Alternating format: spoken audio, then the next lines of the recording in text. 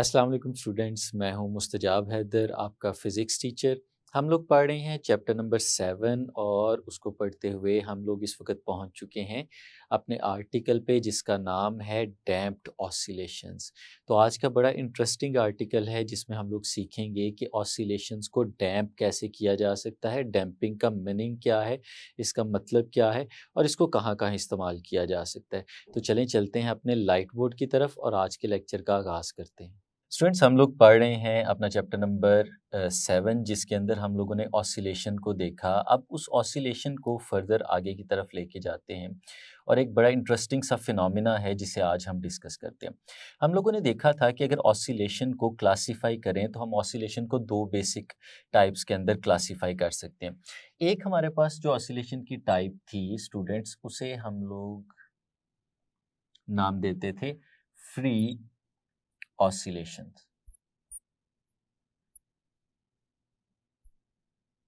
Free oscillation. और इसी के साथ साथ एक और टाइप थी जिसे हम लोगों ने नाम दिया था फोर्स्ड ऑसिलेशन।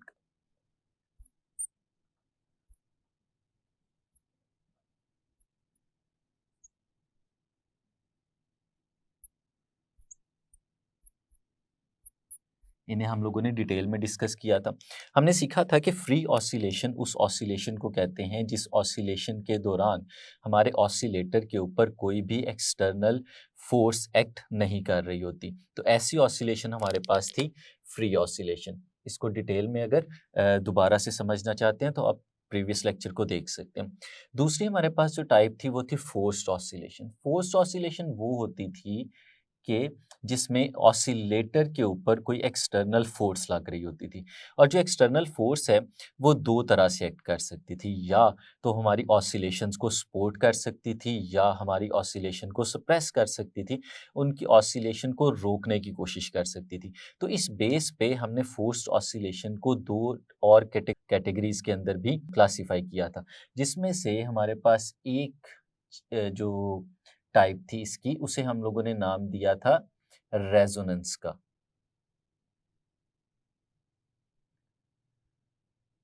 रेजोनेंस को भी हम डिटेल में डिस्कस कर चुके हैं। इस केस में क्या होता था कि अगर हमारे पास कोई फोर्स लग रही है हमारे ऑसिलेटर के ऊपर और उस ऑसिलेटर पे लगने वाली फोर्स उसकी ऑसिलेशन को इंक्रीज कर देती थी, उसकी ऑसिलेशन के एम्पलीट्यूड को बढ़ा देती थी, तो हम उसे रेजोनेंस का नाम देते थे। अब हम इसकी दूसरी टाइप की तरफ चलने जा रहे हैं जिसको हम लोग जानते हैं डैम्पिंग के नाम से। डैम्पिंग, या हम इसे कहते हैं डैम्प्ड ऑसिलेशंस। तो आज का जो स्टूडेंट्स हमारा टॉपिक है वो है डैम्प्ड ऑसिलेशंस या डैम्पिंग। डैम्पिंग क्या है इसको हम डिफाइन करेंगे थोड़ा सा आगे जाके। पहले हम इसको फिजिकली ऑब्जर्व करने की कोशिश करते हैं। स्टूडेंट्स, फ्री और फोर्स्ड ऑसिलेशन के अंदर जो बेसिक डिफरेंस है वो है प्रेजेंस ऑफ फोर्स का और एब्सेंस ऑफ फोर्स का। स्टूडेंट्स, इमेजिन करें कि हमारे पास ये कुछ इस तरह से एक पेंडुलम मौजूद है। पेंडुलम हम जानते हैं कि एक स्ट्रिंग है जिसको हमने एक रिजिड सपोर्ट के साथ बांधा हुआ है और उसके नीचे हम लोगों ने यहाँ पे एक मैस जो है वो हैंग कर दिया।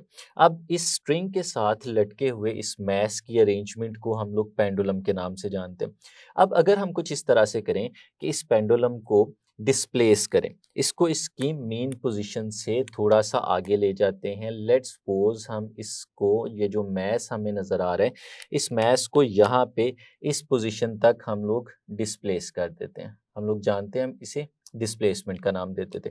अब यहाँ पे लेके आके जब हम इस मैस को रिलीज करते हैं तो हम लोगों ने सीखा था कि एक रिस्टोरिंग फोर्स होती है जो इस मैस को वापस मेन पोजीशन की तरफ लेके जाने की कोशिश करती है और फिर ये मेन पोजीशन पे चला जाता है, लेकिन मेन पोजीशन पे रुकता नहीं है क्योंकि इसका इनर्शिया जो है इसे फर्दर आगे की तरफ ले जाता है। तो ये यहाँ पे रुकेगा नहीं बल्कि ये मूव करते करते एक नई पोजीशन तक आ जाएगा अपने इनर्शिया की वजह से, और उस नई पोजीशन को हम देखते हैं कि जहाँ तक हमने उसे डिस्प्लेस किया था इसकी एक साइड पे ये उतनी ही डिस्प्लेसमेंट अटेन करता है दूसरी साइड पे भी अपने इनर्शिया की वजह से, और फिर यहाँ से रिस्टोरिंग फोर्स इसे फिर वापस लेके आती है, और फिर ये क्या करता है, ये इन दो एक्सट्रीम पोजीशंस के दरमियान, यहाँ से यहाँ और फिर यहाँ से यहाँ, इनके दरमियान ये ऑसिलेट करना शुरू कर देता है।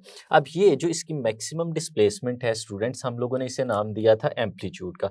लेट्स सपोज ये जो एम्पलीट्यूड है इसे हम लोग नाम दे देते हैं y का, जो इसके इस साइड पे नज़र आ रहा है, और यहाँ पे जो एम्पलीट्यूड हमें नज़र आ रहा है उसे y प्राइम का नाम दे देते हैं, और फिर हम इसका ग्राफ प्लॉट करते हैं यहाँ पे। ये एक ऐसा सिस्टम है हमारे पास जिसे हम लोगों ने फ्री सिस्टम का नाम दिया हुआ है, यानी यहाँ पे इसके ऊपर कोई भी एक्सटर्नल फोर्स एक्ट नहीं कर रही। अब जब एक्सटर्नल फोर्स नहीं होगी और इस पेंडुलम को हम रिलीज करेंगे तो ये पेंडुलम ऑसिलेट करना शुरू करेगा, और ये कंटिन्यूसली इन अनडिफाइंड टाइम तक ऑसिलेट करता रहेगा जब तक कोई एक्सटर्नल फोर्स इस पे अप्लाई नहीं होती और वो इसे रोक नहीं देती। तो स्टूडेंट्स ये y और y प्राइम इन दोनों के दरमियान में कंटिन्यूसली ऑसिलेट करता रहेगा। अगर इस ऑसिलेशन का हम लोग ग्राफ प्लॉट करने की कोशिश करें तो यहाँ पे नीचे हम इसका ग्राफ प्लॉट कर सकते हैं। किस तरह से स्टूडेंट्स, जरा देखिएगा। हम कहते हैं कि ये जो डॉटेड लाइन हमें नज़र आ रही है ये हमारी मीन पोजीशन है, जो यहाँ पे हमारा बॉब जो बिल्कुल सेंटर पे मौजूद था, ये उस पोजीशन को रिप्रेजेंट कर रहा है। और स्टूडेंट्स ये जो ऊपर वाला हिस्सा हमें नज़र आ रहा है ये हमारे पास, ये जो अपर हॉरिजॉन्टल लाइन है ये हमारे पास y को रिप्रेजेंट कर रही है, और ये जो नीचे वाली लाइन हमें नज़र आ रही है ये हमें हमारे y प्राइम को रिप्रेजेंट कर रही है, यानी एक साइड वाली एम्पलीट्यूड को और जो नीचे है वो दूसरे साइड वाले एम्पलीट्यूड को रिप्रेजेंट कर रही है। अब स्टूडेंट्स अगर हम लोग इस डिस्प्लेसमेंट को देखें तो हमने देखा था कि ये जो डिस्प्लेसमेंट है जैसे जैसे हम इस y को रिलीज करेंगे तो ये मेन पोजीशन की तरफ मूव करना शुरू करेगा और इसका डिस्प्लेसमेंट कम होता चला जाएगा। जब वो मेन पोजीशन पे पहुंचेगा तो उसका डिस्प्लेसमेंट बिल्कुल ज़ीरो हो जाएगा, लेकिन वो अपने इनर्शिया की वजह से आगे जाएगा तो उसका डिस्प्लेसमेंट फिर से बढ़ना शुरू हो जाएगा। लेकिन अब की बार जो उसका डिस्प्लेसमेंट बढ़ रहा है उसकी डायरेक्शन पहले वाले डिस्प्लेसमेंट की निस्बत ऑपोजिट है, उससे उलट डायरेक्शन में। तो इसका मतलब है अब अगर हम डिस्प्लेसमेंट को देखेंगे तो ऑपोजिट देखेंगे, लेकिन इंक्रीज वो फिर भी कर रहा होगा। तो स्टूडेंट्स अगर इसका ग्राफ प्लॉट करें तो हम देखते हैं कि हमने उसको y पे रिलीज किया था, यानी हमने इस पॉइंट पे उसे रिलीज किया था और वो मेन पोजीशन की तरफ जा रहा था, यानी उसका डिस्प्लेसमेंट कम हो रहा था। तो जब हम इसका ग्राफ यहाँ पे प्लॉट करेंगे तो ये ग्राफ कुछ इस तरह से बनेगा। ये मेन पोजीशन पे पहुंच गया, लेकिन मेन पोजीशन पे रुकेगा नहीं बल्कि आगे जाएगा और y प्राइम की डायरेक्शन में मूव करेगा। अब उसका डिस्प्लेसमेंट बढ़ना है, लेकिन अब उसकी डायरेक्शन बदल चुकी है।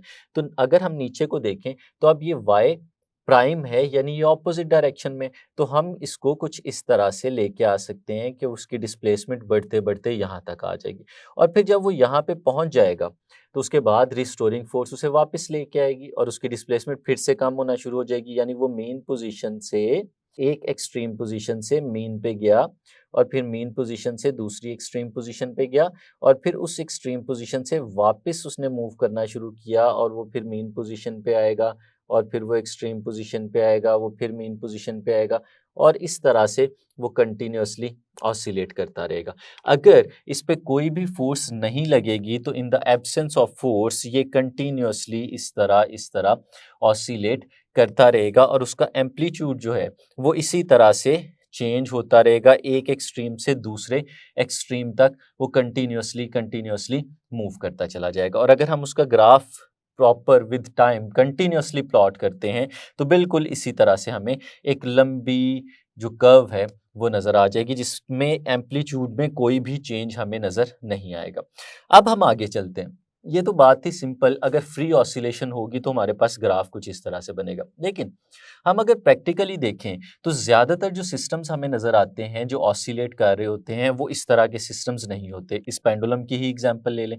अगर हम किसी भी रूम में किसी भी जगह पे मौजूद इस पेंडुलम को डिस्प्लेस करते हैं तो हम लोग देखते हैं कि थोड़ा ही टाइम गुजरता है तो पेंडुलम रेस्ट की स्टेट में आ जाता है, उसका एम्पलीट्यूड आहिस्ता आहिस्ता कम होता चला जाता है और अल्टीमेटली वो क्या करता है कि वो मेन पोजीशन पे आके रुक जाता है। ऐसा क्यों होता है? ऐसा इसलिए होता है कि उस पे कोई एक्सटर्नल फोर्स है जो उसकी ऑसिलेशन को रोकने की कोशिश कर रही होती है, रेजिस्टेंस ऑफर कर रही होती है। वो कौन सी फोर्स हो सकती है उसको हम यहाँ पे देखते हैं। लेट्स सपोज स्टूडेंट्स हमारे पास यही पेंडुलम दोबारा से मौजूद है, जिसको अभी हम लोगों ने कुछ देर पहले डिस्कस किया।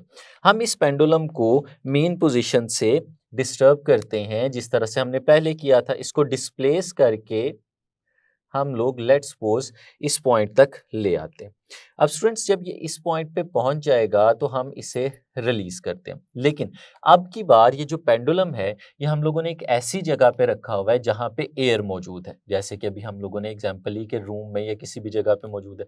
अब हमें पता है, हमने चैप्टर नंबर 6 में सीखा कि जब भी कोई ऑब्जेक्ट किसी भी फ्लूइड के अंदर से मूव करता है तो फ्लूइड उस पर एक फोर्स लगाता है जो उसकी मूवमेंट को रोकने की कोशिश करती है, जिसे हमने ड्रैग फोर्स का नाम दिया था। कॉन्सेप्ट जो था वो विस्कस ड्रैग कहलाता था। तो जब ये बॉब मेन पोजीशन की तरफ जाने की कोशिश करेगा तो वो एयर में से मूव कर रहा है, तो एयर उसे रोकने की कोशिश करेगी, यानी एक फोर्स लगाएगी जो उसकी रिस्टोरिंग फोर्स के ऑपोजिट डायरेक्शन में लग रही होगी। अब वो फोर्स करेगी क्या?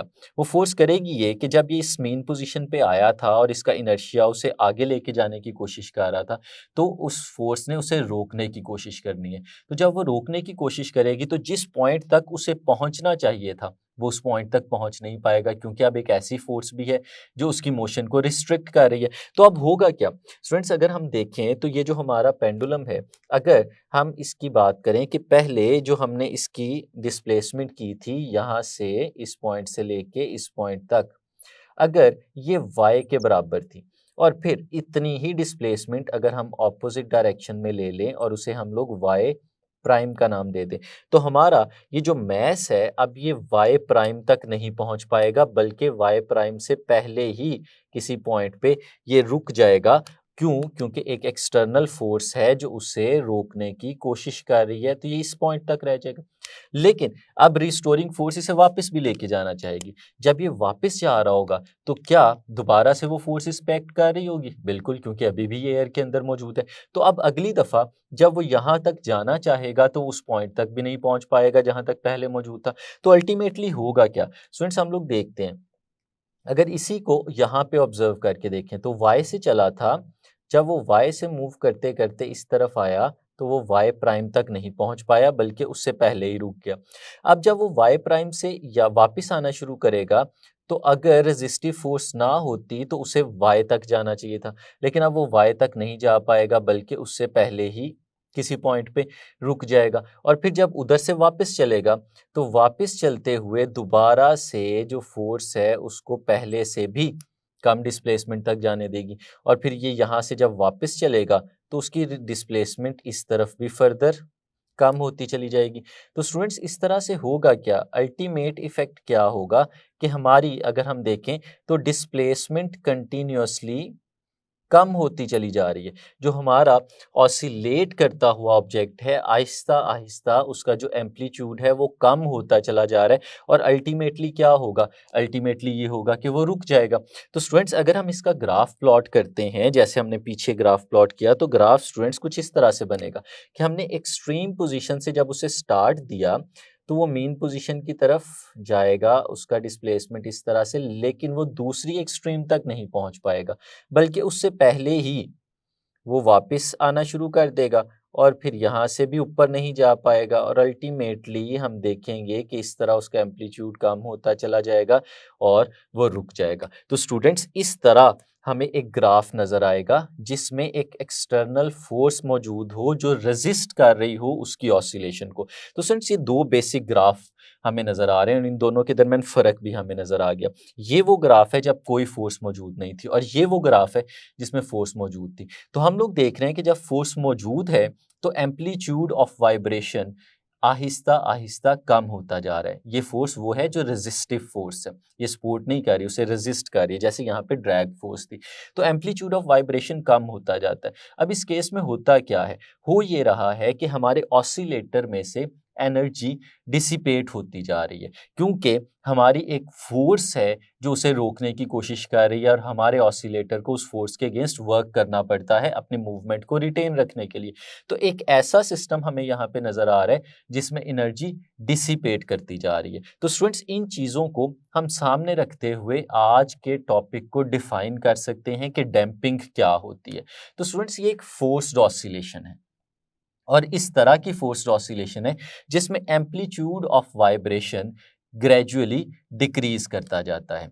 और डिक्रीज क्यों करता है? क्योंकि एक रेजिस्टिव फोर्स मौजूद होती है जिसके अगेंस्ट इसे वर्क करना पड़ता है, और फिर इस काम के दौरान एनर्जी डिसिपेट होती चली जाती है। तो फिर स्टूडेंट्स ये है हमारे पास डैम्पिंग, जिसे हम लोग डिफाइन कर सकते हैं। मैं आपके सामने इसकी डेफिनेशन लिखता हूं, डैम्पिंग की या डैम्प्ड ऑसिलेशंस।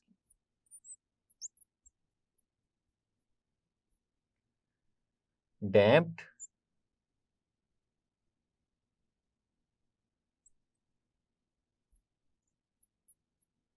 damped oscillations या डैम्पिंग क्या होती है?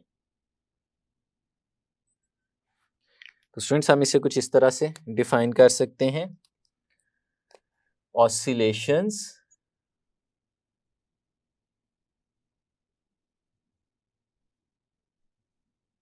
In the presence of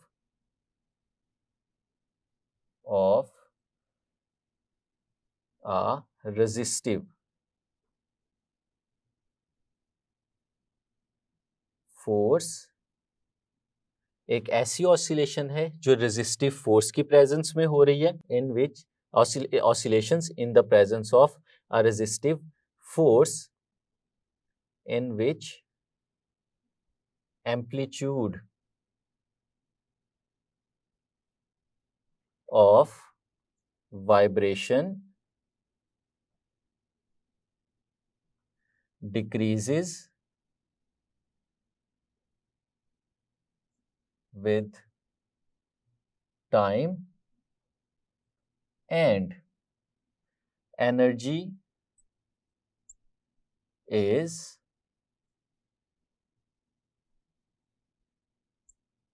dissipated from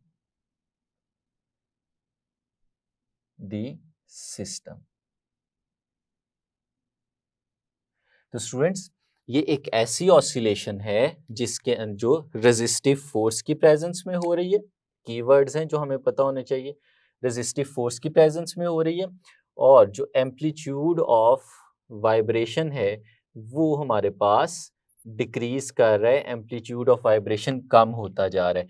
और जो और भी इंपॉर्टेंट चीज है वो है एनर्जी डिसिपेशन, कि यहाँ पे एनर्जी जो हमारे पास मौजूद है वो एनर्जी डिसिपेट हो रही है, बाहर निकल रही है हमारे सिस्टम से। तो स्टूडेंट्स ये हो गई हमारे पास डैम्प्ड ऑसिलेशन। और जब इसको हम एक्सप्लेन करेंगे तो ये दोनों ग्राफ्स प्लॉट करना बहुत ज़्यादा ज़रूरी है, जिससे हमें पता चले कि फ्री ऑसिलेशन के केस में और फोर्स्ड ऑसिलेशन के केस में जो डैम्पिंग है उसका बेसिक डिफरेंस क्या है हमारे पास। तो स्टूडेंट्स यहाँ से थोड़ा सा हम आगे चलते हैं और इस डैम्पिंग की कुछ टाइप्स हैं जिनके बारे में शॉर्ट क्वेश्चंस आ सकते हैं, हम उनको डिस्कस करते हैं। जो सिस्टम ऐसा होता है जिसमें रेजिस्टिव फोर्स होती है जो उसके एम्पलीट्यूड को डिक्रीज कर रही होती है, तो ये 3-4 टाइप्स की फॉर्म में हम इसे देख सकते हैं। एक जो टाइप है हमारे पास डैम्पिंग की, स्टूडेंट्स हम उसे डिस्कस करते हैं यहाँ पे। जो फर्स्ट टाइप है जिसे हम लोगों ने यहाँ पे देखना है वो है स्टूडेंट्स ओवर डैम्पिंग।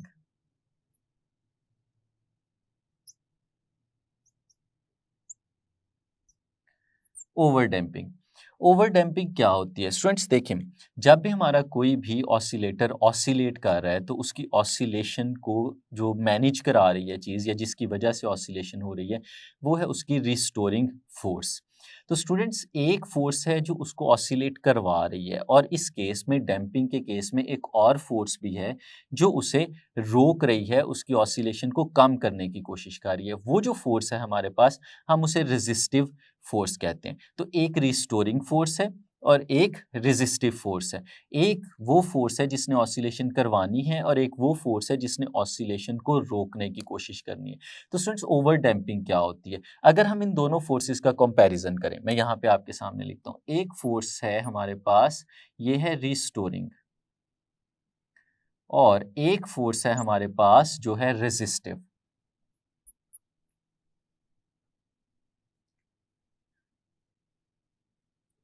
रेजिस्टिव।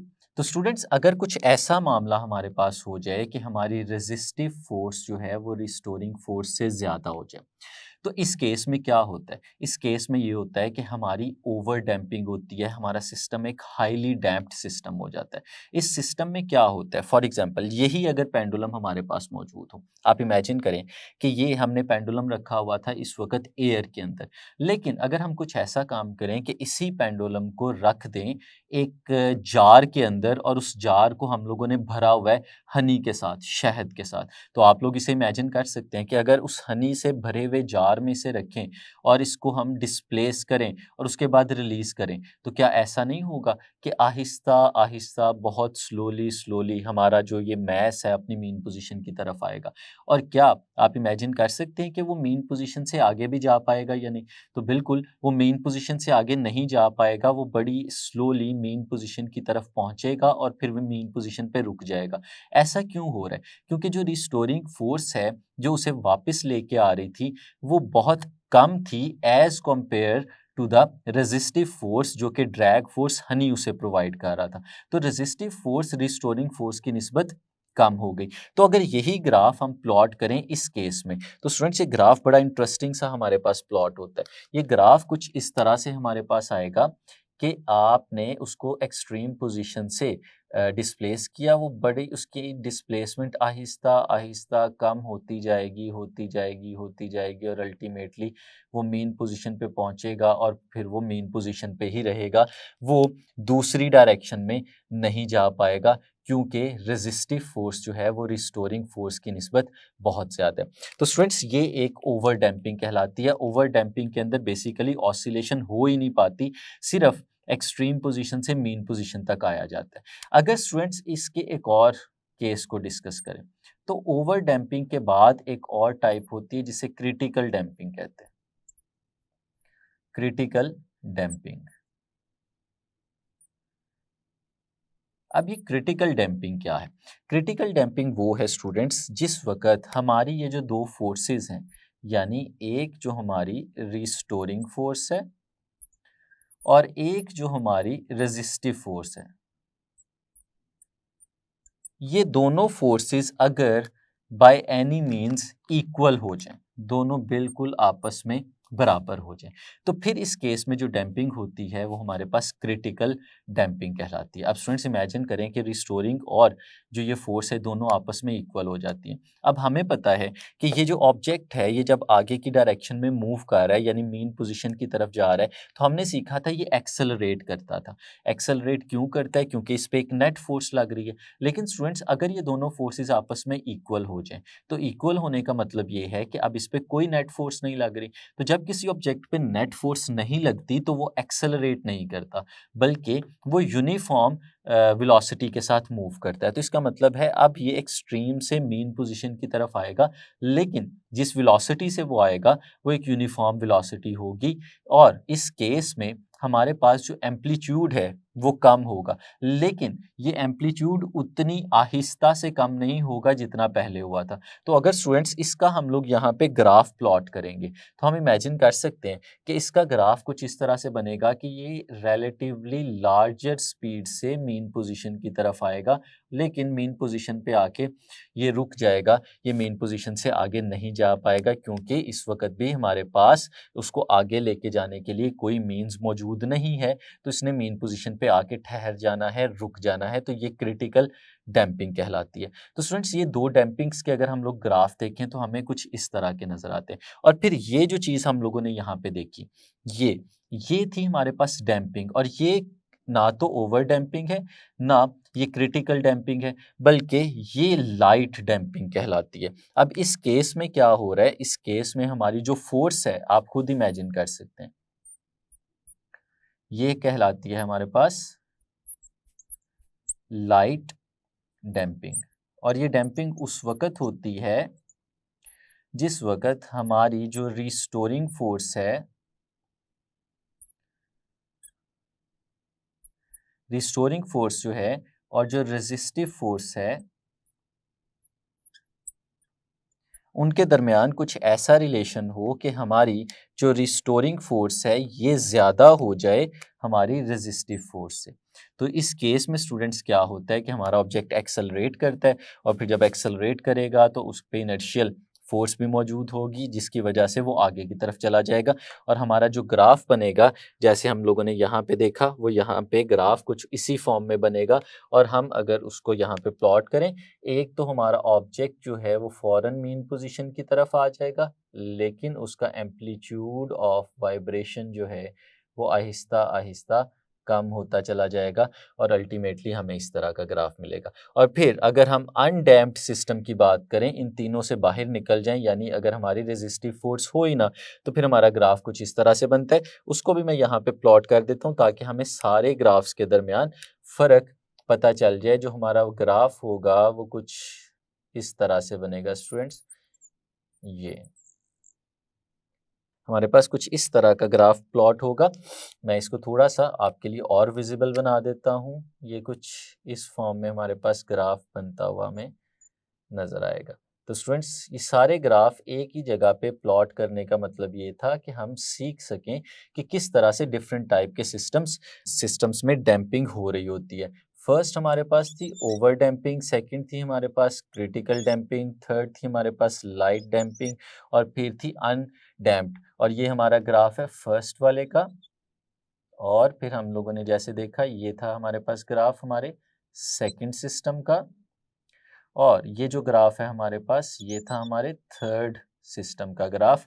और फिर ये फोर्थ जो है, हम लोगों ने इसे भी देख लिया। तो क्या हमें इसके कोई एडवांटेजेस भी मिलते हैं, कोई फ़ायदा भी मिलता है? यकीनन स्टूडेंट्स, इसके हमें बहुत सारे एडवांटेजेस हैं। उसमें जो एक मेन इसकी एप्लीकेशन है, जिसे हमारी बुक में भी डिस्कस किया गया है, वो है हमारे पास एक शॉक एब्जॉर्बर। हम लोगों ने देखा है कि हमारी जो व्हीकल्स होती हैं, हमारी गाड़ियाँ, चाहे वो मोटर बाइक हो, चाहे कोई कार हो, तो उस व्हीकल के टायर और उसकी बॉडी को जो मिलाने वाली चीज़ होती है, वहाँ पे एक अरेंजमेंट लगा होता है जिसे हम लोग शॉक एब्जॉर्बर का नाम देते हैं, जिसके अंदर एक स्प्रिंग होता है और स्प्रिंग को अटैच किया गया होता है एक सिलेंडर के साथ, जिसके अंदर एक ऑयल होता है और वो मूव कर सकता है। अब इमेजिन करें स्टूडेंट्स कि एक बम्प है रोड के ऊपर, और हमारी गाड़ी जब उस बम्प के ऊपर से गुजरती है, तो हमारी गाड़ी को इस तरह से डिज़ाइन किया जाता है कि अंदर बैठे हुए पैसेंजर्स को वो बम्प ज़्यादा फील ना हो। और उसको फील ना कराने का सबसे अच्छा तरीका क्या है कि हमारा टायर मूव करे और गाड़ी की जो बॉडी का अपर पार्ट है वो बिल्कुल भी मूव ना करे। अब ये काम कौन कर सकता है? ये टायर के साथ लगा हुआ शॉक एब्जॉर्बर कर सकता है कि टायर खुद ऊपर चला जाएगा, लेकिन हमारी गाड़ी को ऊपर नहीं भेजेगा। लेकिन इसके साथ एक डिसएडवांटेज भी है कि जैसे ही हमारा स्प्रिंग कंप्रेस होता है, तो उसकी कंप्रेशन की वजह से उसके अंदर एक रिस्टोरिंग एनर्जी डेवलप हो जाती है, जो उसे वापस एक्सपैंड करने की कोशिश करती है। तो उस एक्सपेंशन की वजह से स्प्रिंग वापस आएगा और इनर्शिया की वजह से वो फर्दर एक्सपैंड करेगा, और वही काम होगा जो यहाँ पे सिस्टम में होता है, मतलब वो ऑसिलेट करना शुरू कर देगा। तो इमेजिन करें कि आप किसी गाड़ी में बैठे हुए हैं और गाड़ी किसी बम्प के ऊपर से गुजरती है, तो उसके बाद उसका स्प्रिंग काफ़ी देर तक ऑसिलेट कर चला जाता है। तो आप उस गाड़ी में बैठेंगे तो एक बम्प से पास करने के बाद काफ़ी देर तक आप भी उस ऑसिलेशन को फ़ील करते रहेंगे।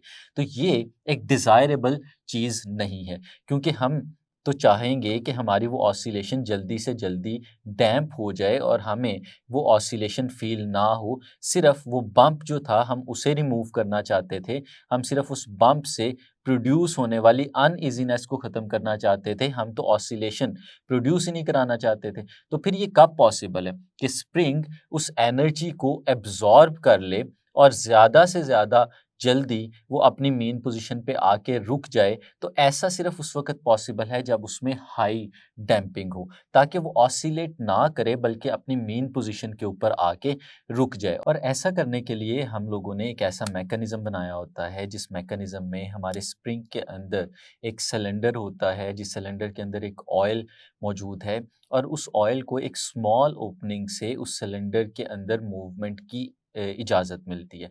और जैसे ही हमारा स्प्रिंग कंप्रेस होता है, तो उस कंप्रेशन की वजह से वो ऑयल बहुत आहिस्ता-आहिस्ता दूसरे एंड पे जाता है, और अल्टीमेटली उसका इफ़ेक्ट क्या होता है कि हमारा स्प्रिंग जो है वो उसकी सारी की सारी एनर्जी ऑयल एब्ज़ॉर्ब कर लेता है, एनर्जी उसमें से डिसिपेट हो जाती है, और जितनी जल्दी एनर्जी डिसिपेट होगी, उतनी ही डैम्पिंग आसान हो जाएगी और हमारा जो स्प्रिंग है वो मीन पोजीशन पे आके रुक जाएगा और हमें जो अनईजीनेस फील हो सकती थी कंटिन्यूस ऑसिलेशन की वजह से वो नहीं होगी और ऑसिलेशन रुक जाएगी। तो स्टूडेंट्स ये था हमारा डैम्प्ड ऑसिलेशन का आर्टिकल जिसमें हम लोगों ने सीखा कि डैम्पिंग क्या होती है और इसको किस तरह से हम यूज़ कर सकते हैं शॉक एब्जॉर्बर वाली एप्लीकेशन में। उम्मीद है आपको अच्छे से समझ आया होगा। नेक्स्ट लेक्चर में मिलेंगे, तब तक के लिए इजाज़त दीजिए। अल्लाह हाफिज़।